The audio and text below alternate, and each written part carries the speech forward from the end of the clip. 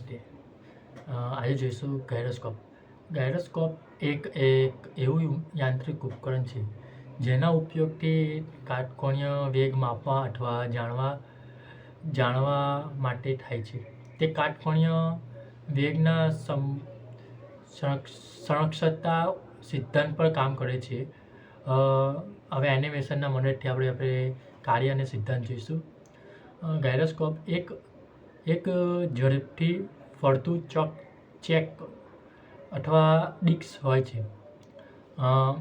આ રોટરને ટોર્ક આપવા માટે ફ્રેમ અથવા ગ્લોબ હોય છે, જે તેના કોઈપણ દિશામાં મૂવિંગ એટલે ફરવા દે છે. જ્યારે રોટર ખૂબ જ ઝડપથી ફરે છે ત્યારે કાટકોણીય વેગ મળે છે.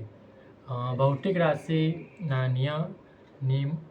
નિયંત્રણ અનુસાર કાટકોણીય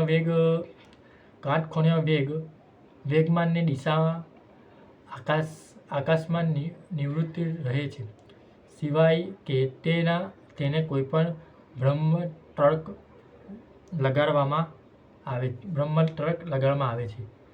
આ જ કારણે ફરતું ગાયરોસ્કોપ પોતાના સંતુલન જાળવી રાખે છે અને ગુરુત્વાકર્ષણ બળની અસર છતાં